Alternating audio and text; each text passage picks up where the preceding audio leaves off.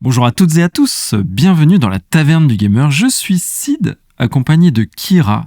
Comment vas-tu, mon cher Kira ? Bonjour Sid, bah écoute, ça va très bien. J'ai passé une petite semaine un peu malade, je t'avoue. Donc du coup, j'ai dû quand même malgré tout aller bosser, ouais, on peut dire ça comme ça. Une vieille angine et rhino, donc c'est génial, quoi. Bah c'est l'hiver, quoi. Tout le monde est malade à crever, il y a personne qui fait gaffe. Voilà, non, même pas, j'aime pas ça, je trouve ça un peu dégueu. Donc le classique paracétamol et puis sérum physiologique et ça passe. Donc c'était le petit tuyau santé de Kira. Oui, maintenant on se développe en émission santé. Cette semaine, j'ai continué en tout cas Dragon Age. Je pense que j'arrive au bout là. Je suis à 77 heures de jeu et j'ai pas mal avancé. J'ai également commencé, vite fait, car j'attends de finir Dragon Age, mais ce matin Indiana Jones, que j'ai reçu mon superbe collector d'ailleurs. Ouais, il est vraiment ouf. Je devrais publier des photos normalement moi je pense dans le week-end en tout cas, parce que je voudrais quand même qu'il y ait une belle lumière, mais déjà le début est vraiment très très passionnant en tout cas, et donc j'ai hâte de continuer. Exactement. Et puis je fais toujours du Phasmophobia en semaine, donc ça reste cool. Et toi, t'as fait quoi de beau cette semaine ? Eh ben écoute, moi cette semaine ça a été la semaine de l'enfer, donc j'ai pas fait grand chose. Mais petite anecdote, les coulisses de la taverne du gamer pour nos auditeurs, cet épisode, on sait même pas comment on a réussi à l'enregistrer, à trouver le temps, mais on a réussi. On est toujours là, fidèle au poste, mon cher Kira. C'est vrai, c'était compliqué. Il est plus de 22 heures là quand on enregistre, enfin bref, on vous passe ces détails. Je m'endormais, j'avais oublié. Ouais, c'est de ma faute. La semaine a été très compliquée, mais du coup, j'ai pas fait grand chose. Si, j'ai joué à Balatro, parce que j'ai eu une très très grosse période Balatro où j'ai joué tous les jours, des heures par jour, pendant au moins 2-3 mois. J'avais un peu stoppé, et là, comme j'ai repris la chronique, j'ai pas mal poncé Balatro cette semaine, et puis dans les transports et autres, c'est toujours efficace. Et ça donne en plus une transition sur le contenu de l'épisode de cette semaine. Kira, est-ce que tu peux tout nous dire ? Est-ce que tu as retenu déjà mes actualités que je présente ? Tiens, ça me fait rire, dis-nous tout. Alors, je n'ai pas du tout retenu les actualités que tu vas nous présenter. Tu me l'as dit en début de semaine, hein, donc on est vendredi soir, accessoirement. Donc c'est vrai que non, je n'ai pas retenu les actualités. Donc ça sera des news surprises. Je ne dirai pas les miennes, du coup, comme ça au moins ça sera raccord pour tout le monde. Au niveau du test de la semaine, tu l'as dit tout à l'heure, ce sera Balatro. Et au niveau du sujet hors sujet, ce sera la série Terminator 0 sur Netflix. Tout à fait. Et vous savez, après c'est la session me faire plaisir, hein, comme tu aimes bien dire, Kira. Comment faire plaisir à Sid ? La session Fap. Voilà, là c'est aujourd'hui un petit peu différent. S'il vous plaît, sur les auditeurs Spotify, et vous êtes très nombreux, vous pouvez faire une rétrospective des podcasts que vous avez le plus écoutés. Et si on est dans votre top, si on n'est pas dedans, ça sert à rien évidemment, mais si on est dans votre top, n'hésitez pas à partager sur les réseaux, même pas forcément qu'on soit premier, c'est le top 5, du moment qu'on est dedans, c'est déjà très très cool. Et si vous pouvez faire vivre comme ça notre podcast, partager tout, on relaye, et c'est toujours très très sympa. Et sinon, vous pouvez nous retrouver sur tous les réseaux sociaux, évidemment, Facebook, Twitter, Insta. D'ailleurs, vous êtes des milliers à nous écouter. On est 200 sur Insta, donc à un moment je pense que vous êtes nombreux à avoir Insta, n'hésitez pas, hein, la taverne du gamer. On est 140 je crois sur Facebook aussi. Mais ouais, alors que vous avez tous Facebook ou Insta, normalement encore Twitter je dis pas. Mais en tout cas voilà, c'est le meilleur moyen de nous soutenir, vous le savez, le 5 étoiles, tout ça. Est-ce que tu veux rajouter quelque chose ? Non du tout, on peut attaquer directement avec la première news. Allez, surprise.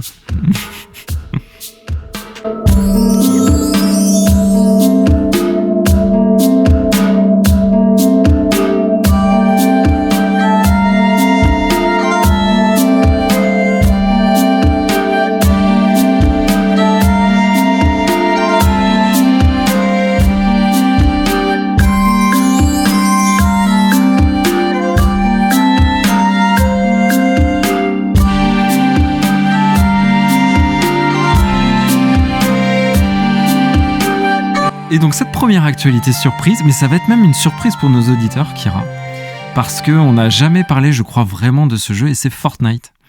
C'est vrai, on n'en a jamais parlé. Alors que, franchement, ça reste quand même un événement. Un jeu événement, on peut pas le nier, un jeu très communautaire. C'est devenu un monument du jeu vidéo, tout à fait. Et nous, nos monuments, c'est Resident Evil 1, c'est la PlayStation 1, enfin, c'est cette période-là, ou même peut-être même avant. Pour les jeunes de nos jours, c'est en partie Fortnite, quoi. Leur moment nostalgie dans 20, 30 ans, ce sera Fortnite. Donc c'est un jeu qui compte. c'est un jeu qui a un énorme espace communautaire. C'est un jeu qui d'ailleurs est devenu presque plus qu'un jeu vidéo, c'est un élément de pop culture parce que c'est un espace qui regroupe plein de licences pour le meilleur et pour le pire, mais on a du Dragon Ball, on a du Star Wars, on a du DC Comics, du Jujutsu Kaisen, du Resident Evil, My Hero Academia. Enfin, maintenant, c'est devenu, avec les skins, un amalgame de tout ça. Donc, vraiment un élément pop. Oui, c'est devenu... Aussi, il y a différents modes de jeu. Il n'y a plus que le célèbre Battle Royale. Il y a aussi Fortnite créatif. Il y a Lego Fortnite. Il y a Rocket Racing, un peu comme Rocket League.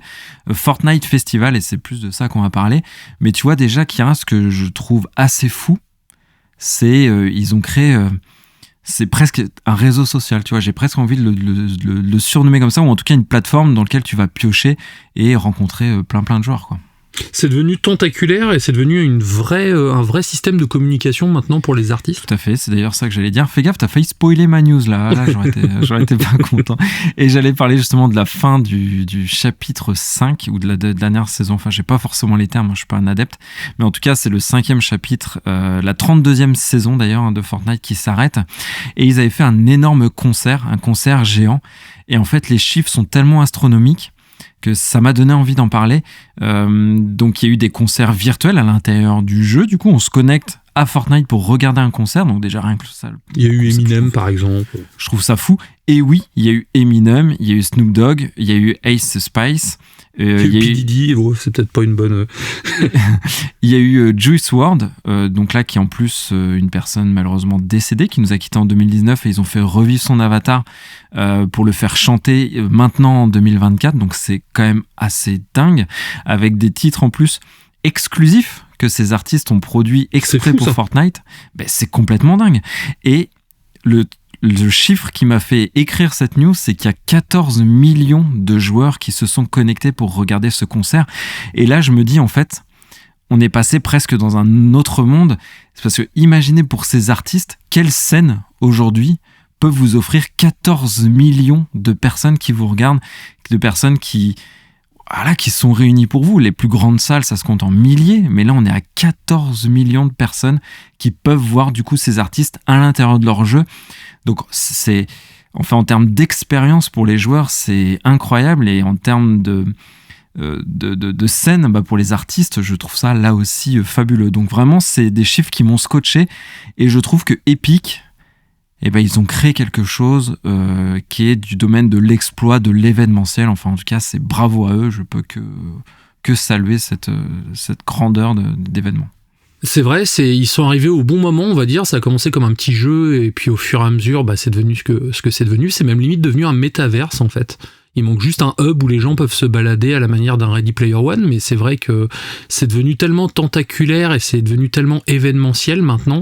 Comme tu dis, il y a toutes les licences qui participent à Fortnite. Et ça reste, c'est même plus qu'une vitrine en fait, c'est devenu vraiment...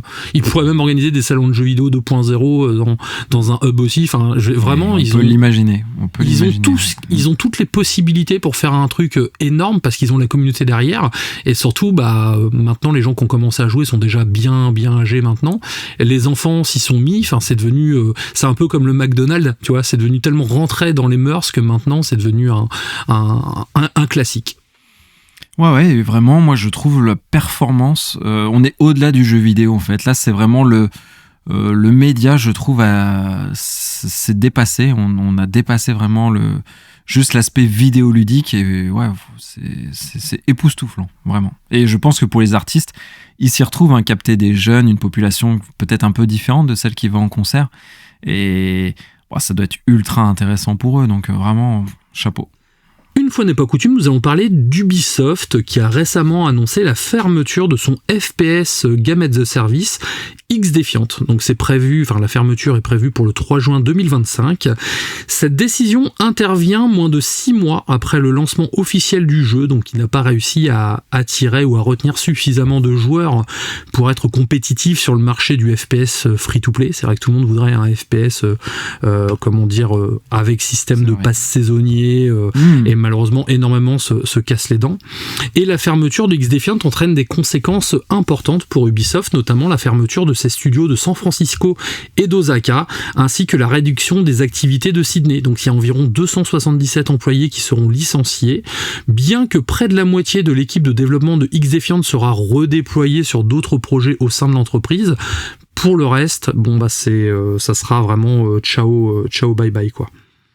En termes de coûts de développement, donc Ubisoft n'a pas divulgué de chiffres précis, mais il est clair que forcément l'investissement initial et surtout les coûts opérationnels, parce qu'on n'y pense pas, mais un jeu comme ça, Game as a Service, ça a des coûts très très élevés en fait en termes de mise à jour, de serveurs. Enfin, ça demande quand même une certaine équipe derrière pour pouvoir chapeauter tout ça. Et donc forcément, le développement a duré environ 4 ans. Le jeu a officiellement été annoncé le 19 juillet 2021 et a été lancé le 21 mai 2024. Ils ont d'ailleurs annulé le jeu The Division Heartland, qui était également un free-to-play, donc au profit de X-Defiant, et Ubisoft a également promis des remboursements pour les achats effectués au cours des 30 derniers jours, y compris pour les packs fondateurs et ultimes. Donc ces remboursements seront effectifs sous environ 8 semaines après demande. Donc voilà, il faut que vous allez voir sur la page de X-Defiant, normalement il y a un petit formulaire à répondre. Et cette fermeture s'inscrit donc dans un contexte difficile, déjà pour Ubisoft, qui a connu plusieurs revers financiers en 2024, incluant des ventes inférieures aux provisions sur leurs principaux jeux, certains retards de sortie, donc on pense à Assassin's Creed qui a été décalé à l'année prochaine, et de plus, encore une fois, ça fait une petite pierre tombale de plus, comme Concorde, ou comme peut-être bientôt Suicide Squad, ce sont des beaux exemples d'échecs, on va dire, et comme quoi, c'est pas une formule magique, beaucoup se lancent dedans, beaucoup se croûtent également. C'est dommage parce qu'il paraît que le jeu avait quand même de très bonnes vibes, mais bon, encore une fois, il a pas tenu la distance, quoi. Ouais, c'est vraiment, ça devient de plus en plus compliqué ce segment de jeux à service où le seul mot qui prime pour les éditeurs, c'est la rétention, réussir à retenir des joueurs. Ouais. Donc si dès le début on n'arrive pas à avoir un taux de rétention élevé, ou si les joueurs quittent très vite la plateforme ou n'y vont simplement pas comme Concorde, en fait le jeu n'a pas de raison d'exister. Donc c'est extrêmement compliqué. Il y a des petites pépites qui parfois pop comme Helldiver, merci. Et je joue toujours dessus. Ouais, moi aussi de temps en temps, et j'en fais souvent des parties tous les mois, j'en fais une ou deux. Ça cartonne et tant mieux, mais il y a des exemples en effet, tu l'as dit, Concorde, X-Defiant, Exoprimal, enfin il y a... Putain, moi Exoprimal, j'avais oublié celui-là. Ouais, pourtant il est bien dégueulasse aussi celui-là. Oui. Mais c'est Capcom. Après, tous les développeurs ont essayé d'avoir le leur et très peu ont réussi. Et je crois que c'est plus un mal. Là, c'est finalement pas forcément que de la faute d'Ubisoft, mais je pense pas non plus. C'est un mal plus du marché actuel qui devient de plus en plus difficile pour ces jeux-là. Donc, en plus, moi perso, c'est pas des jeux qui me touchent, à part Helldiver. Mais c'est triste pour les développeurs en tout cas, s'il y a plusieurs personnes qui ont perdu leur job. Le truc surtout, c'est qu'il y a beaucoup de gens qui s'investissent dans des jeux comme ça. On pense à Call of Duty ou même Fortnite, on en parlait tout à l'heure, PUBG également. Et c'est vrai que changer de jeu, se réinvestir de l'argent dedans, c'est devenu de plus en plus risqué parce que forcément les gens retournent à leur valeur sûre en fait. Et j'ai aussi l'impression quand même, je sais pas, c'est peut-être attention, je suis trop focus sur moi, mon regard et tout, mais j'ai de plus en plus l'impression quand même qu'on revient sur les fondamentaux du jeu vidéo, sur des jeux plus familiaux, sur des jeux peut-être plus davantage solo, et ceux qui sont multi, c'est déjà ceux qui sont très bien installés, et ça va être très très très difficile de déloger les gens qui ont leur jeu à service, qui ont justement des années de rétention sur ces jeux-là, les quitter pour des nouveaux. À mon sens, c'est extrêmement difficile. Donc est-ce que ce marché-là du jeu à service est pas un poil saturé, tu vois, je me pose la question. Je pense qu'on voit le bout aussi. Je pense qu'on voit le bout quand même. Eh bien écoute, pour terminer, Kira, je te propose de parler de festivités. Parce que c'était les 30 ans de qui cette semaine, mon cher Kira ? Les 30 ans de la PlayStation 1. C'était dur comme question. C'était super dur. C'était super dur. Non, j'ai des questions plus dures qui arrivent. Donc les festivités de la PlayStation, donc je t'ai pas fait un quiz, rassure-toi. Mais juste en deux. Ouais, il est trop tard. En 2 mots, bon, PlayStation ont sorti quelques trucs cool. T'as testé les thèmes PlayStation 1, 2, 3, 4 Je les ai tous testés, et là j'ai le thème, j'avais le thème PlayStation 2 pendant un moment, et hier je suis passé au thème PlayStation 1, tu vois. Moi j'ai le thème PlayStation 2, je trouve ça trop cool. Moi c'est vraiment le genre de truc qui marche sur moi. J'espère qu'ils vont les laisser, par contre, a priori ils disent que c'est éphémère. Ouais, c'est éphémère. Sachez que quand vous relancez votre PS5, vous pouvez avoir le son et le démarrage de la console sur la PS1, 2, 3, 4. Je trouve ça génial. Ils ont fait un trailer aussi plutôt joli, bien monté, bien écrit, parce qu'il y avait du texte et tout avec leur grosse licence. Donc ça, bon, c'est de la publicité qui dure 2 minutes 30. Mais c'était assez cool. Il y a My First GT. Donc ça, j'en parlais plutôt la semaine prochaine. C'est l'expérience Gran Turismo qui est gratuite. Ouais, voilà, moi je vais la tester, je vous en parlerai la semaine prochaine. Il y a eu des décorations dans plein de grandes villes, comme Place du Trocadéro, vous avez fait quelque chose d'assez joli en France. Mais tout ça, on s'en fiche, Kira. J'ai envie qu'on parle un petit peu de PlayStation et surtout de nos souvenirs. Donc Kira, j'ai 3 questions pour toi. Ouais, je t'écoute. Questions auxquelles je répondrai aussi, moi, évidemment. Est-ce que... Alors, c'est à chaque fois un seul jeu qu'il va falloir citer, ou une seule machine, enfin tu verras. Quel est ton premier jeu sur la console PlayStation 1? Ton premier jeu. Vraiment aucune tricherie, pas ton préféré, non. C'était Die Hard Trilogy. C'est quoi ça? Je connais même pas. Ça reprend les 3 films Piège de cristal, 58 minutes pour vivre et Une journée en enfer. Alors, Georges Dugrenier a fait une très belle émission dessus, enfin un épisode. Et c'était très cool. Le premier, en gros, tu avais ton personnage, tu te baladais dans le Nakatomi Plaza, il fallait empêcher des terroristes de tout faire péter. Le deuxième, c'était, tu sais, un rail shooter où tu pouvais tirer avec un flingue sur l'écran directement. Et là, t'étais dans l'aéroport, il fallait éviter de tuer des civils, il fallait tuer des terroristes aussi. Et le troisième, tu conduisais un taxi fou, en fait, pour désamorcer des bombes. Il fallait éviter de tuer des civils, ce qui se passait pas généralement, parce que vraiment, t'en avais partout, en tout cas. Et j'ai passé des heures et des heures sur ce jeu, que j'en ai vraiment un excellent souvenir. Pour ma part, le premier jeu auquel j'ai joué, c'était Porsche Challenge. Donc là, c'était avec une démo. Mais Porsche Challenge, c'est vraiment la première fois que j'ai lancé un disque, c'était Porsche Challenge. Donc je me souviens plus trop, mais je pense qu'on conduisait que des Porsche, du coup. On conduisait que des Porsche, tout à fait. T'avais un code pour avoir la Porsche noire, qui était le prototype, et le pilote avait justement un casque. Et sinon, mon tout premier jeu, vraiment jeu entier, c'est Tomb Raider, classique, que j'aimerais bien récupérer en boîte. D'ailleurs, je l'ai pas celui-ci, mais c'était le tout premier jeu. La musique du menu résonne encore dans ma tête, et c'est ce côté aventure qui m'a un peu transporté. Et même, je me rappelle, à un moment, ça fait très longtemps que je l'ai pas fait le 1, il faudrait que je fasse la version remaster. Il paraît qu'elle est très bien. Mais on arrive... Ouais, après, c'est bien fait et tout. Même les contrôles ont été quand même rendus moins tank, moins relou. Mais je me souviens qu'à un moment, on arrive dans une espèce de monde un peu bizarre, biologique, où il y a des monstres et tout. Enfin, c'était parti un peu en sucette à la fin du jeu. Donc, j'ai envie de me refaire ça. En tout cas, c'est un très, très grand souvenir. La deuxième question est bien plus dure, Kira. Est-ce que tu es prêt? Je suis prêt. Je sais ce que tu vas répondre, je pense, mais quel est tout simplement ton jeu préféré de la PlayStation? Metal Gear Solid. Tu dois en choisir qu'un. Ouais, c'était facile. C'était facile. Toi, je sais, c'est le jeu aussi, je pense. Alors, vas-y, dis. Final Fantasy VIII. C'est tout à fait vrai. Tout à fait. Bon, on se connaît très bien. Ok, cette question c'est fait. Et la dernière, ça, je sais pas trop je pense savoir ce que tu vas répondre, mais j'en mettrai pas ma main coupée. Quelle est ta machine préférée chez PlayStation? De portable, tout confondu, ta machine préférée? C'est difficile, je dirais la PlayStation 2. Pas facile. Je dirais la PlayStation 2, surtout le premier modèle de PlayStation 2, tu sais, celle que tu pouvais poser vraiment je l'ai toujours à la verticale, voilà, avec le petit PlayStation que tu pouvais tourner. Déjà parce que la plupart des jeux que j'ai fait et que j'ai adoré sont sur PlayStation 2, Metal Gear Solid 2, Metal Gear Solid 3.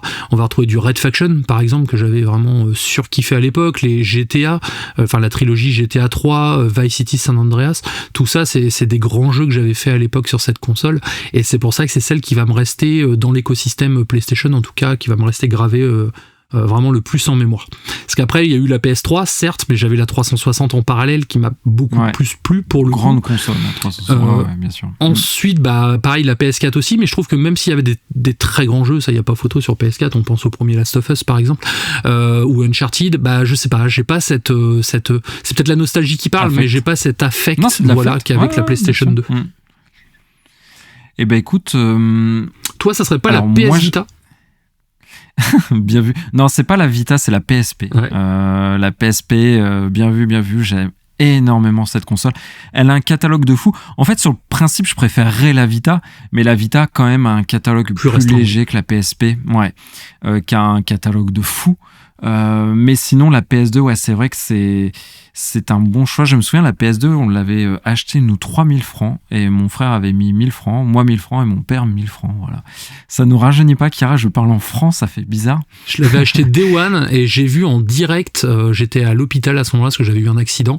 Et j'avais vu en direct les émeutes qu'il y avait eu dans le magasin, tu sais, où ils avaient levé pour la sortie. Voilà, pour la sortie où les gens se battaient et tout. J'avais envoyé ma mère, du coup, aller la chercher parce que moi, je pouvais pas. Fallait qu'elle aille au Micromania près de chez moi. Je dis, franchement, tu fais gaffe, quoi.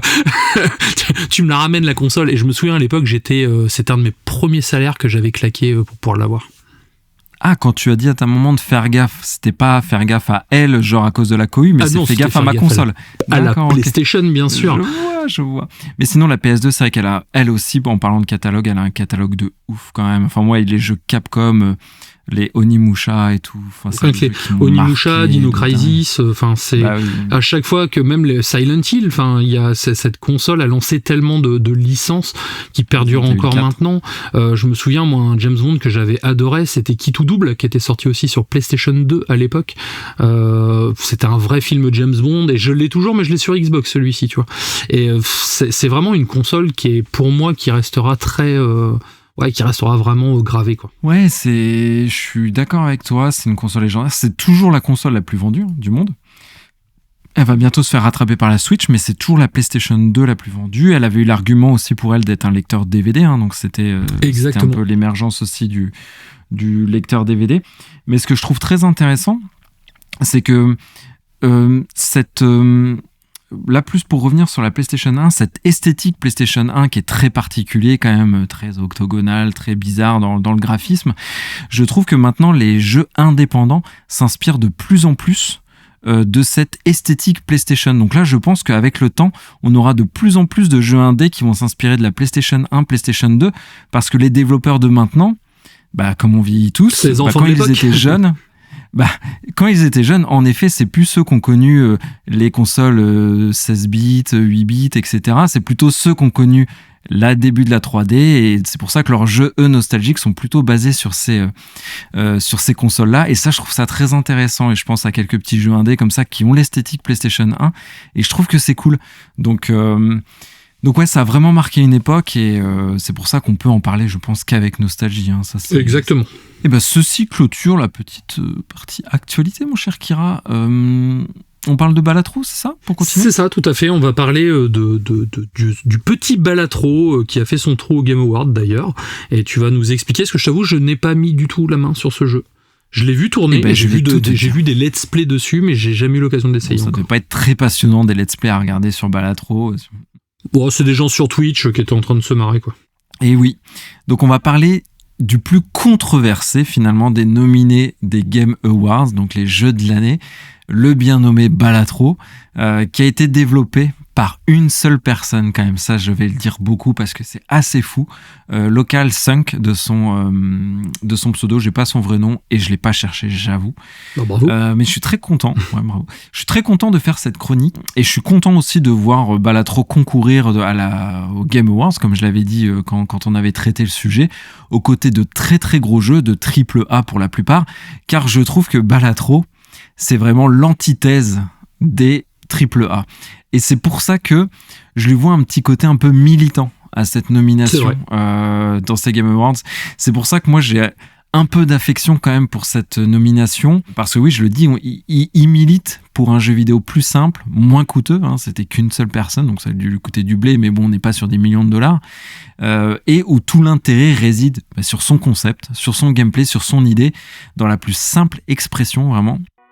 Donc, c'est précisément ça que je vais développer dans la chronique, mais avant, un peu de musique. Donc, je sais pas si je vais mettre les musiques du jeu, ce sont pas fofolles, mais en tout cas, je vais vous mettre de la musique, ça, c'est certain, et on se retrouve juste après, Kira. C'est parti.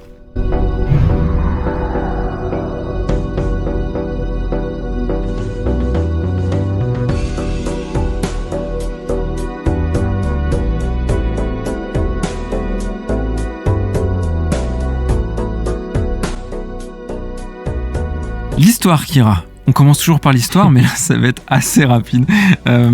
En vrai, j'aime bien. On joue aux cartes. Okay. J'aime bien ce genre de petites chroniques des fois. Tu vois, là, j'ai pas d'histoire, j'ai pas de lore, j'ai pas de blabla, pas inutile, hein, c'est jamais inutile. Évidemment. Ça sera rapide, c'est bien. Mais voilà, ça fait quelque chose en moins.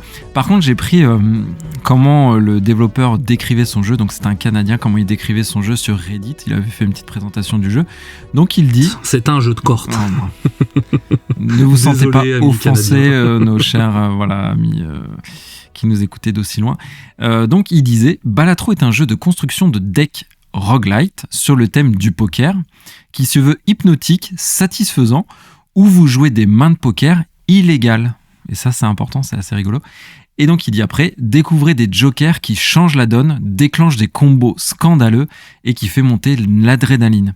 Sachant que le jeu maintenant est dispo absolument partout. » Donc ça, c'est pas lui qui le dit seulement, enfin il le dit certainement, mais là c'est moi vraiment qui le dis, hein. J'ai fermé les guillemets depuis un petit moment. Et moi j'y ai joué sur Apple Arcade, il est gratuit le jeu dedans, donc la version Balatro Plus, qui est compris dans le Apple Arcade, mais ça vaut même pas 10 € je crois, donc c'est vraiment un jeu qui coûte pas cher. Je crois même qu'ils ont sorti la version boîte d'ailleurs sur Balatro. Ah c'est possible, je crois que j'ai vu ça passer sur Switch, je pense que t'as raison. Donc forcément une chronique plus courte que les autres, hein, parce qu'il y a moins de choses à dire, je l'ai dit, mais la durée d'une chronique, c'est comme la durée d'un jeu vidéo, hein, cela ne présage pas de sa qualité, donc j'espère quand même que je vais pas me foirer après avoir dit ça, c'était peut-être un peu audacieux. Mais sinon, Balatro, comment ça se joue ? Donc, on a des cartes, on pioche 10 cartes, je crois que c'est 10, mais parce qu'on peut faire évoluer la pioche, donc c'est pour ça que j'ai plus le truc en tête, mais on pioche 10 cartes, on peut en jouer 5, et il va falloir jouer des combinaisons de cartes comme dans un poker. Et c'est d'ailleurs là que s'arrête la comparaison avec le poker. Donc on peut faire des suites, donc dame, valet, 10, 9, 8, enfin des suites plutôt, le classique 1, quoi. 2, 3, enfin bref, vous m'avez compris, des suites quoi, classiques, des couleurs, donc 5 cartes cœur, 4 cartes pique, 5 cartes pique, pardon. Vous pouvez faire des brelans, donc 3 cartes identiques, des carrés, vous faites 4 cartes identiques. Bref, il faut jouer les cartes que l'on a en main pour faire des combinaisons de poker, sachant qu'on peut se défausser de quelques cartes qui nous gênent. On a 3-4 défausses, et pareil, quand on joue des cartes, on va en repiocher. Ça, 3 à 4 fois. Et en fait, quand on joue ces cartes, Kira, quand tu joues par exemple un brelan de 10, donc ça te fait 30 points, 3 x 10. D'accord. Et en fait, aux cartes que tu vas jouer, à la combinaison que tu vas jouer, tu vas rajouter un multiplicateur. Donc tu vas faire tes 30 que tu vas multiplier par des éléments passifs. Des éléments passifs qui vont être la complexité de ta main. Donc si tu joues une suite, ton multiplicateur va forcément être plus élevé que si tu joues une paire. Jouer une paire, c'est facile. Jouer une suite, c'est plus difficile. Mais ce qui est très cool dans ce jeu, et on y vient, c'est que ce multiplicateur, il va être aussi influencé par des jokers. Des jokers, il y en a un nombre de 150. On peut en avoir 5 en main. Et en fait, entre chaque manche, on arrive dans une boutique, parce qu'on gagne un petit peu d'argent, on arrive dans une boutique et on peut acheter des jokers. Et acheter des jokers qui vont nous permettre d'optimiser notre jeu et d'optimiser notre multiplicateur. Parce qu'à chaque manche, en fait, les manches deviennent de plus en plus dures. Donc, il y a à chaque fois un score à battre. Et il faut à chaque fois dépasser ce score avec le nombre de cartes, enfin le nombre de mains que l'on a, et en fonction de nos combinaisons. D'accord. Donc, tu vois, sur le principe, c'est extrêmement simple. Oui, c'est vraiment du classique, quoi. C'est très facile. Et en plus, il n'y a pas besoin je le dis tout de suite, il n'y a pas besoin de s'y connaître en poker. Parce que il y a une aide de jeu qui est présente à tout moment, parce que le jeu vous guide, le jeu vous aide. Ça, c'est une paire, ça, c'est un brelan, ça, c'est un carré. Enfin, voilà, le jeu vous explique tout ça. Mais en fait, pourquoi ce jeu a autant marché et pourquoi il est malin et efficace ? Parce qu'il est simple d'accès. Parce qu'il est simple d'accès, tout à fait. C'est la première raison. Et la deuxième, c'est qu'il y a des éléments de roguelike. Donc, comme je le disais, à chaque fois, entre chaque partie, tu arrives dans ta boutique pour t'acheter des jokers, mais déjà, tu as 150 jokers et tu peux en acheter que 2. Donc, c'est-à-dire qu'à chaque partie, tu vois, ça renouvelle beaucoup. Tu as jamais les mêmes jokers et tu vas en avoir des différents à chaque fois, sachant qu'un joker, par exemple, il peut te dire, si tu achètes un joker, il te dit toutes les cartes cœur que vous allez jouer vont vous rapporter plus de points. Tu vois, par exemple. C'est ce genre de compétences que donne le joker. Et aussi, tu vas pouvoir avoir des cartes de tarot, des cartes de planètes, des petites cartes aussi que tu peux rajouter, qui vont te permettre, elles, de modifier ton jeu. Et c'est là où il parlait de un petit peu de triche, d'illégal, de poker illégal. C'est que tes cartes, ton jeu de cartes, donc au début c'est un jeu de cartes classique, donc avec autant de cartes carreau, pique, cœur, sauf que dans ta boutique, tu vas pouvoir améliorer ton jeu pour par exemple au final convertir par exemple des cartes carreau en cartes cœur, des cartes pique en cartes trèfle par exemple, et pour petit à petit optimiser ton jeu de partie en partie qui deviennent de plus en plus cassés, et comme ça pour avoir une couleur, quand t'as que du pique dans ton jeu, à chaque manche t'as des couleurs quoi. Oui, je vois. Donc tu vois en fait c'est ça le principe, c'est qu'entre chaque manche tu vas pouvoir vraiment optimiser ton jeu, optimiser, tricher et avoir des cartes qui se combattent. Et c'est pour ça qu'il y a des éléments de deck building, c'est que tu vas façonner finalement ton paquet de cartes pour que ça t'arrange et justement pour aller de plus en plus loin à chaque fois. Et évidemment c'est hyper addictif quoi. Et il y a pas mal de règles, enfin pas des règles, mais il y a pas mal de petites subtilités qui arrivent au fur et à mesure. Voilà, que je vais pas forcément décrire pour garder le truc un petit peu digeste, mais en fait c'est un jeu, je pense vraiment qu'on peut y jouer. En fait, tu y joues encore dans 10 ans, l'efficacité est toujours là, tu vois, c'est un jeu qui se renouvelle, c'est vraiment un roguelike, donc toutes tes parties sont différentes, à chaque fois tu vas améliorer ton jeu différemment, tu vas adopter des stratégies différentes, et ouais, c'est sans fin, et en ça, c'est ce qui rend le roguelike si attractif, si addictif et si plaisant, quoi. Oui, c'est qu'au moins c'est pas redondant, quoi. C'est pas du tout redondant. Enfin, le système l'est, parce que tu fais toujours la même chose, mais comme tes parties à chaque fois se renouvellent et sont différentes, et tes actions vont l'être, voilà, tu vois, tu vas avoir toujours quelque chose de très différent. En termes de graphisme, Balatro ne vous impressionnera jamais, hein, faut se le dire. On est là pour s'amuser, c'est tout. Donc il y a une table de jeu, il y a des cartes, il y a des petits dessins pixelisés sur nos cartes, les jokers, ils ont des têtes sympathiques et tout. Mais c'est très sobre, les musiques sont pas terribles, graphiquement c'est pas oufissime. Mais en fait, encore une fois, Balatro, c'est un concept simple, amusant, efficace, et j'aime bien parler des jeux, j'aime bien parler de l'efficacité dans les jeux, parce que pour moi c'est un des concepts les plus importants dans un jeu vidéo.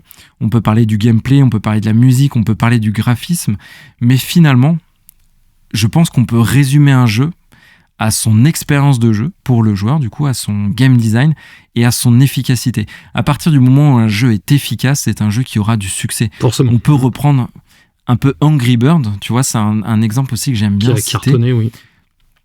Mais qui a été bon, il est tombé très vite, mais ça a été, par contre, il a explosé ce jeu. Ça a été un moment, ça a été un événement de ouf. Ils ont fait un film ou deux, je crois. Oui, il y avait des goodies, il y avait des produits dérivés, il y avait plein de trucs, mais parce que c'est drôle tout de suite, donc c'est efficace, c'est instantané, c'est du plaisir instantané. Direct. Et en plus, t'as un concept un peu rigolo avec tes oiseaux que tu vas balancer dans la tronche des tours, quoi. Là, t'as des cartes. Donc, les cartes, c'est le jeu, faut le dire, le plus universel au monde, avec les échecs, les cartes. Et en plus, c'est un jeu où on t'autorise de tricher, où tu dois même modifier ton paquet. Donc, c'est un côté grisant. Donc voilà, c'est ça qui explique évidemment le succès de Balatro. Oui. Et ça renvoie. Donc on va pas faire un peu de philosophie de comptoir, mais ça renvoie, pour moi, ce jeu, il renvoie à la question qu'est-ce qu'un jeu vidéo ? Et tu me diras, Kira, moi, ma vision est peut-être un peu simple ou simpliste, parce que le média en plus a beaucoup évolué avec le temps. Oh, ça oui. Mais un jeu vidéo, Nintendo l'a bien compris, c'est une expérience ludique avant tout. On est là pour s'amuser. Comme Pong à l'époque, tu prends Pong, tu sais, avec les deux petites. Et les gens ont des heures dessus. Mais encore, je suis sûr, tu sors un Pong, tu mets un Pong dans un bar, les gens vont aller dessus et vont s'amuser tout de suite, instantanément, ils vont rigoler. Parce que c'est un jeu où tu as un plaisir, voilà, comme je disais, instantané. Pas de contemplation, pas d'histoire, pas de graphisme, juste une expérience amusante et immédiate. Et Balatro, encore une fois, c'est ça qui explique son carton. Et je suis pas en train de mettre par contre en opposition les formes de divertissement plus opulentes du jeu vidéo comme on a actuellement, les jeux narratifs, les AAA, etc. Mais je veux dire, c'est des jeux qui se complètent. On a besoin aussi, je trouve, de jeux simples à jouer partout, sans prise de tête, tout à fait. Bah ouais, exactement. Tu vois, des fois, moi, j'ai pas envie de me taper des tutos quand je démarre mon jeu, j'ai pas envie qu'on me raconte des histoires, mais pas tout le temps. Des fois, j'ai envie. Mais tu vois, un jeu où en fait le développeur il est juste là pour que tu t'amuses tout de suite et de façon simple et efficace, et ben en fait ça fait un bien fou. Et c'est pour ça que je dis que c'est un peu un jeu militant. C'est parce que pourquoi Balatro ne serait pas légitime en fait? Parce que le fondement du jeu vidéo, c'est ça, c'est s'amuser, prendre du plaisir tout de suite. Bah ouais, tu vois. Donc quand je voyais des gens, je peux comprendre qui disaient mais qu'est-ce que Balatro fout là? Bah moi je trouve que c'est très bien qu'il y ait des AAA et qu'il y ait des jeux comme ça qui reviennent aux sources du jeu vidéo. Et donc c'est là je trouve qu'il tire toute sa légitimité. Pour moi Balatro est tout à fait légitime parce qu'il est là-dedans, il est dans l'efficacité et il est dans l'amusement. Et en plus il est fait par une seule personne. Donc ce qui est quand même assez fou quand même. Quelle est ta perception, toi, du truc, du coup, Kira? Est-ce que tu adores quand même, tu adhères à mon propos ou tu es plutôt, je sais que toi, t'es plus AAA que moi, mais qu'est-ce que tu en penses? Alors, j'adhère totalement à ton propos. Je me dis qu'un jeu comme ça a toute sa place dans comment dire, pour mériter le titre de jeu de l'année, largement. Le seul truc qui me fait peur, c'est que justement, comme c'est un jeu indépendant, j'ai peur qu'il soit occulté parce que ce qui en fait sa force en fait aussi sa faiblesse. Et que du coup, ça ira au profit de jeux AAA, en fait. Et c'est plus ça qui m'inquiète, parce que je me dis, au final, est-ce qu'il a vraiment ses chances, ce jeu? Je peux me tromper, hein. Encore une fois, Disco Elysium a gagné il y a 4 ou 5 ans, mais voilà, c'est ce qui m'inquiète le plus, parce qu'en face on va se retrouver avec des machines à fric comme Final Fantasy par exemple, enfin toi, des trucs qui puent le pognon dans tous les sens, et là, enfin moi j'imagine le jeu comme un gars qui l'a codé tout seul dans son garage, tu vois, donc il y a pas de, pour moi c'est comme un combat qui ne serait pas équitable en fait, même si je trouve ça louable, et encore une fois je trouve ça même bien, ça envoie un beau message. Ouais, ça envoie un bon message, et déjà ça valorise la scène du jeu indépendant. Les jeux indépendants ne sont pas des sous-jeux. C'est ça qu'on est en train de dire avec la nomination de Balatro, et ça je trouve que, bah ouais en fait, et ça nous rappelle que le jeu vidéo c'est aussi ça, c'est s'amuser. C'est prendre du plaisir, parce qu'il y a des jeux qui sont militants pour d'autres raisons, il y a des jeux qui sont très politiques, il y a des jeux qui sont très cinématographiques, on va très peu jouer finalement, on va plus se regarder. Donc il y a des jeux qui tirent leur qualité d'autres biais, mais qu'on valorise aujourd'hui un jeu qui tire ses qualités uniquement du plaisir et de la simplicité, et ben c'est, à mon sens, tout à fait louable. Je suis totalement d'accord avec toi là-dessus. Avant la conclusion, un petit disclaimer, enfin pas moi qui fais un disclaimer, mais plutôt le jeu vis-à-vis de vous, et qui me semble très important, je veux absolument le dire. Dans Balatro, on ne mise pas d'argent réel ni d'argent virtuel, hein, donc y a pas on ne peut pas mettre sa CB pour jouer, y a pas non plus, on ne gagne pas de monnaie qu'on va miser, on va gagner de l'argent qu'on va dépenser dans la boutique, mais on ne va jamais miser. Donc ce n'est pas un jeu de poker, ce n'est pas un jeu qui comporte une notion de mise d'argent, réel ou virtuel, et donc pas de jeu, ça ne renvoie pas à l'addiction du jeu, qui est un vrai fléau, hein. On peut perdre de l'argent, on peut perdre ses proches, on peut se ruiner. Donc Balatro n'est pas du tout ça. On n'est pas sur ces notions de mise, de jeu d'argent, pas du tout. C'est pour ça que je temporise juste avec la notion de poker. C'est juste dans les règles des combinaisons de cartes, une paire, une suite, etc. C'est pour la simplicité universelle du jeu de cartes, quoi.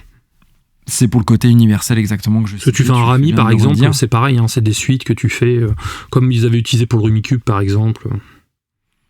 Exactement. Donc il n'y a pas de notion de mise, encore une fois. On n'est pas dans un casino virtuel, on n'est pas dans un jeu d'argent.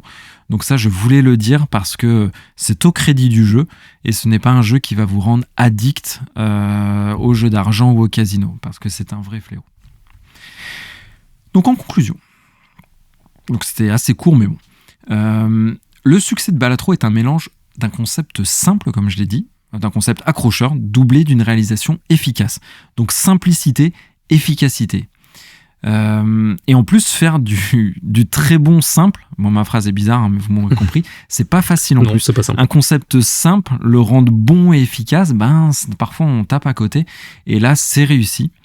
Donc le jeu propose un concept et un design très épuré, il faut l'avoir en tête, ça va pas vous faire une claque graphique, pas une claque musicale, mais c'est ce que Balatro a décidé de vous proposer. Qu'on aime ou pas, il vous propose un jeu où on est là pour s'amuser, et c'est une expérience pour moi en nomade excellente, à tout petit prix en plus, donc qui tranche avec les jeux à 80 €.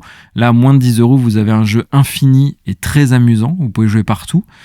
Donc pour moi, il a tout d'un GOTY, parce que voilà, je l'ai dit, c'est un jeu un petit peu militant, à son échelle, et qui permet de contrebalancer après, à côté des grosses productions. Et aussi, ça nous donne quand même la possibilité de féliciter ce concepteur. Et on lui souhaite bonne chance. Il se retrouve à côté quand même le gars de Tetsuya Nomura avec FF7 Rebirth, de Miyazaki avec Elden Ring. Le gars, il est à côté d'eux sur scène. Il faut qu'on se rende compte, c'est assez fou. Il doit avoir en lui, ce gars, une joie. Oui, tu m'étonnes. Donc Balatro, il n'a pas de scénario, il n'a pas d'histoire, mais le jeu est déjà en train de nous raconter une belle histoire qu'un gars tout seul peut monter sur scène avec ces géants du jeu vidéo. Et c'est une très belle histoire. Il peut vivre une passion en fait et puis communiquer sa passion via le jeu. Et puis quand je vois le succès que ça a eu, tout le monde en parlait en fait, que ce soit les youtubeurs sur Twitch ou quoi. Le gars, il a vraiment réussi ce qu'il voulait, il avait une vision et il l'a poussé au sommet quoi en fait. Donc ouais, donc c'est ce que je dis, c'est déjà une très très belle histoire qu'ils sont en train de nous raconter avec Balatro. Plus de 2 millions de ventes, je crois, tout support confondu, en 6 mois. Donc c'est fou, il a dépassé les millions de ventes. C'est vrai. Il est nominé au GOTY, il va être invité, il va aller sur scène. C'est une très belle histoire pour un très beau jeu. Donc je vous encourage à jouer à Balatro, vraiment, ça vaut le détour. Parce qu'il le mérite. Est-ce que tu vas tester Balatro du coup, Kira ? Oui, je pense le tester. Je pense sur Switch, si je le trouve sur Switch ou quoi. Mais oui, c'est un jeu que j'ai envie de tester parce que je suis assez friand en ce moment de petits jeux qui jouent assez rapidement. Le problème des jeux de cartes, c'est que je me lasse assez vite et j'espère que ça ne sera pas ça en fait. Que j'arriverai à adhérer à la proposition et que ça va durer, tu vois. Je suis déjà lassé de Pokémon Pocket par exemple, tu vois, donc ça va très vite avec moi. Et donc voilà. Mais quand je vois l'engouement des gens, c'est vrai que j'aime beaucoup le poker aussi. J'aime beaucoup les jeux de cartes, on va dire, plus simples que les jeux de cartes style Magic. Je pense que je suis la cible là-dessus. Ouais, et puis il y a une profondeur. Tu verras que Balatro, Pokémon Pocket, au bout de 2 semaines, n'a plus rien à proposer. Balatro, c'est infini. C'est le côté roguelike qui est cool, quoi. Ouais, il y a le côté roguelike qui change la donne. Bon, Kira, tu vas nous parler, je crois, d'un truc qui te passionne, Terminator. T'aimes bien les hommes musclés qui sont à l'intérieur des robots. Je sais pas ce que ça peut dire de toi, mais en tout cas, il y a une série Netflix Terminator, c'est bien ça ? Je savais même pas. C'est ça, tout à fait. Je suis un enfant des années 80, voire plus des années 90, et donc forcément, le grand mascu musclé, c'est un peu l'homme idéal que je me représente. Toi, et donc forcément, oui, pour moi bien sûr, et forcément Terminator était obligé que ça me plaise quand j'étais enfant, et ça me plaît toujours. Bon, bien sûr, la saga a connu des hauts et des bas, ça, on va pas se leurrer là-dessus, mais dernièrement, il y a une petite série qui est arrivée sur Netflix, série que j'attendais pas spécialement parce que je n'étais pas vraiment au courant. En fait, je l'ai vu arriver dans mes propositions quelques semaines avant sa sortie. Elle a pop comme ça. Voilà, je me suis dit pourquoi pas, surtout après l'échec du dernier film, qu'est-ce qu'une série d'animation japonaise aurait à apporter à la licence Terminator. Donc ça, c'est la question. Et je vais essayer d'y répondre dans cette chronique. En tout cas, je vous ai sélectionné un petit morceau de la série, et puis j'attaque juste après.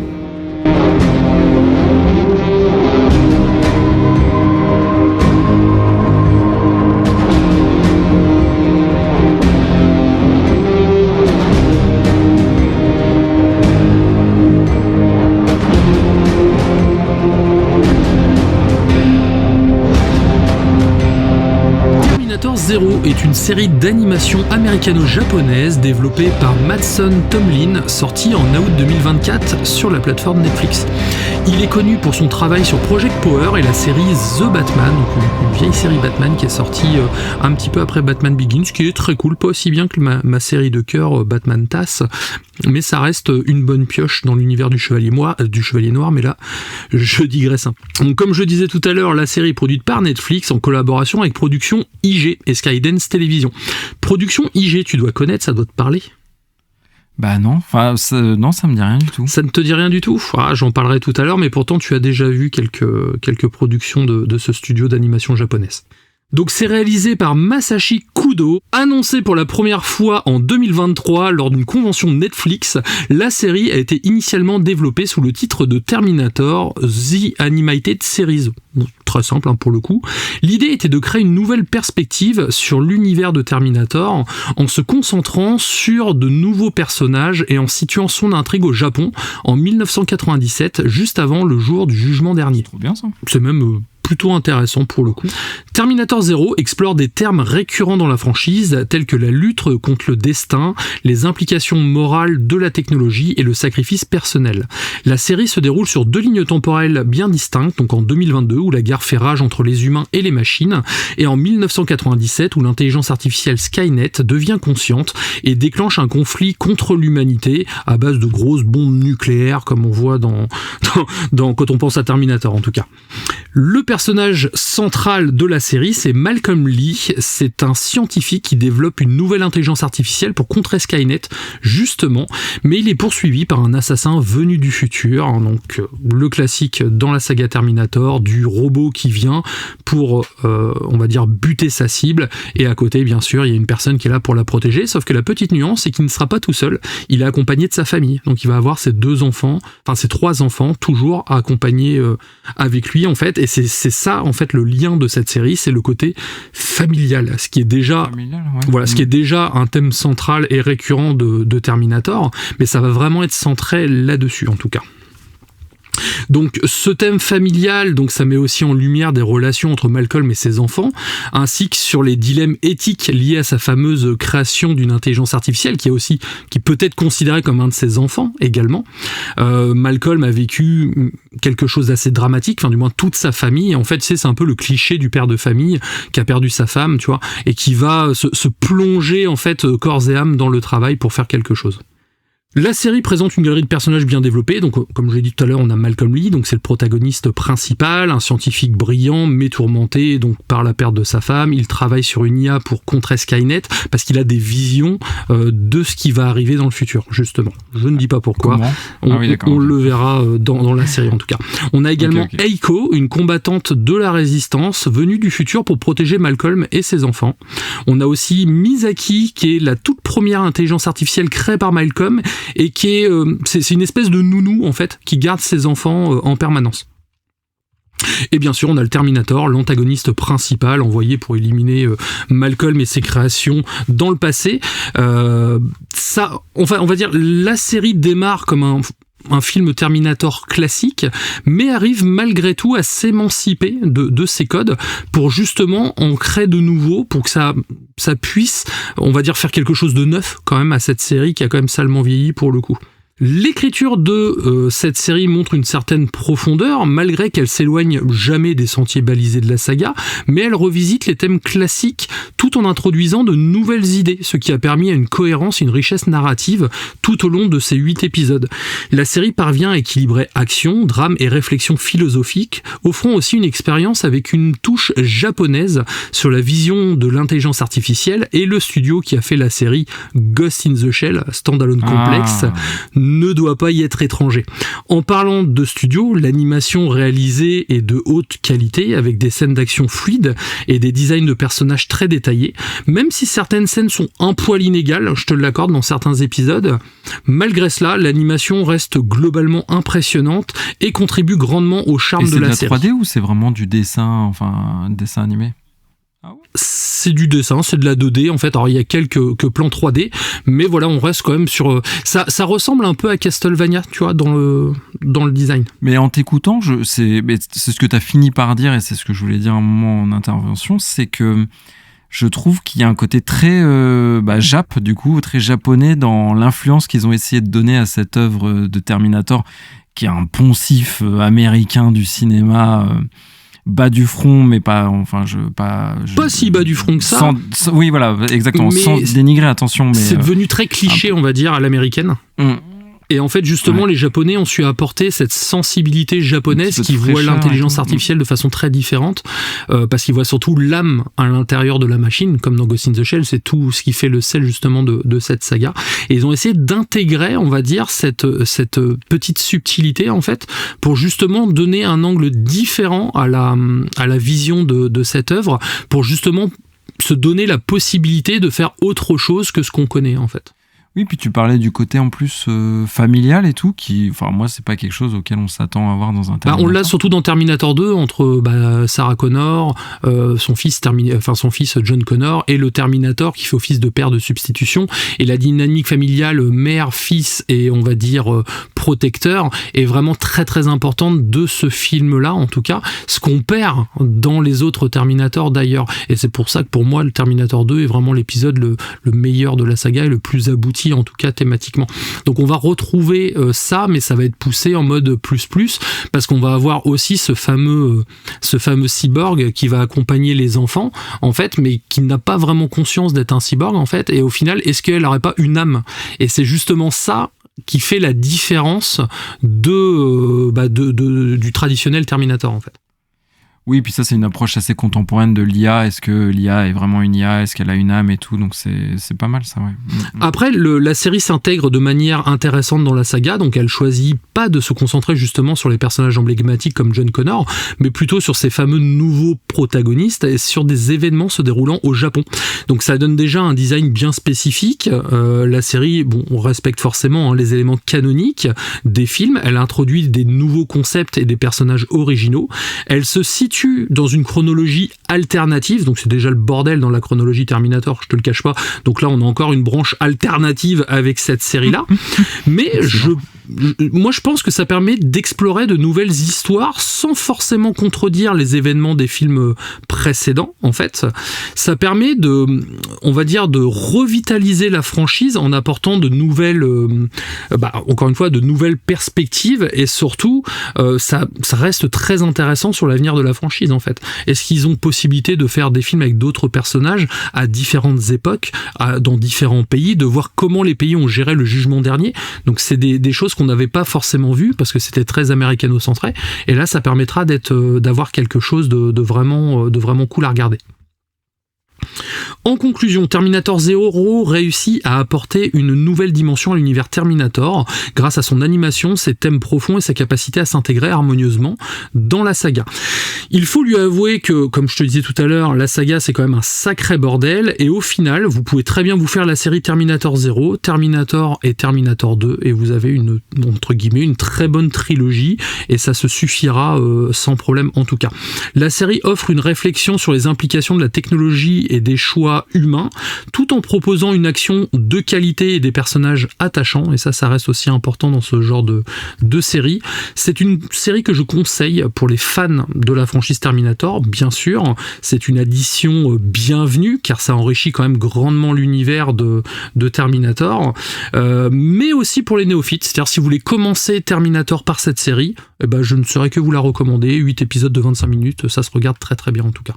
Je trouve ça super cohérent, super intéressant en termes de concept et tout. Ça renouvelle bien le truc comme tu expliquais. Le côté japonisant doit un peu dépayser du côté très américain, encore une fois, de la franchise. Donc, belle pioche. Et c'est pas la première fois que tu nous parlais de Terminator. Il y avait un jeu vidéo aussi que tu avais beaucoup aimé, que tu avais fait en chronique. Donc, d'ailleurs, va falloir que je te prête Terminator 1 et 2, parce que c'est pas normal que tu ne te rappelles pas de ces deux chefs-d'œuvre quand même. Et c'est important que tu les regardes, je pense. Écoute, ouais, carrément, avec plaisir, il va falloir que je regarde ça. Et ceci clôture le hors-sujet de la semaine. As-tu des petits big up cette semaine, mon cher Kira ? Parce que de temps en temps, t'en as quand même. Oui, mais cette semaine, je n'en ai pas. C'est la semaine. Je fais un big up à tous nos auditeurs, bien entendu. C'est tellement facile. Alors, moi, j'ai 2 big up, un formulaire et un 5 étoiles. Alors... J'ai fait un copier-coller et j'avais pas vu le pseudo avant, donc c'est chaud. Uluberlutanosia. Quelque chose comme ça. Il se reconnaîtra, je pense, avec un pseudo bizarre comme ça. Bref, il nous aime beaucoup. Un message, il ou elle nous aime beaucoup. Excellent podcast. Le ton posé et sympathique. De la générosité. Enfin bref, c'est hyper adorable comme message. Merci beaucoup. Et Nolwenn, donc fidèle parmi les fidèles, qui a découvert sur le site le reste de l'équipe, parce que oui, on est 5 à avoir contribué quand même à la Taverne du Gamer, donc nous plus que les autres un petit peu quand même, mais c'est pas faux. Mais on a Rémi donc qui a dessiné, qui est dessinateur de BD, qui a dessiné nos avatars. Voilà. On a Charles Ingesson qui nous a accompagnés sur tout le lancement, et il y a Yann, webmaster. Donc merci à vous les gars, voilà, merci à l'équipe. Big up à vous, merci. Sans vous, on n'en serait pas là. Ça, c'est clair. Et merci à Nolwenn, tout à fait. Elle est très active sur les réseaux sociaux d'ailleurs, donc petit coucou. Petit coucou. Et Kira, tu vas nous dire le mot de la fin. Eh bah écoutez, déjà tu vas nous parler de quoi la semaine prochaine ? Alors la semaine prochaine, ah ouais, je suis sur le HS, je sais pas du tout encore. Franchement, j'ai pas d'idée. Donc ça sera un HS surprise. Ouais. Et moi de mon côté, je ferai Dragon Age que j'aurai fini. Tu t'engages d'ici le prochain enregistrement. Ah ouais. Oui, parce que je pense que je le claque au plus tard lundi ou mardi soir. Ah ouais, ok, t'es chaud. Ok, ça marche. Je suis chaud. Et sinon, pour le mot de la fin, merci beaucoup pour votre fidélité, pour votre écoute. Bonjour aux nouveaux éditeurs, bienvenue, installez-vous. Et puis, allez au cinéma, allez voir des films, bien sûr, lisez des livres, jouez à des jeux vidéo, écoutez de la musique. On n'en parle pas assez de la musique, mais il y a des morceaux quand même assez cool. Et puis, moi, je vous dis ciao, à la semaine prochaine. Ciao.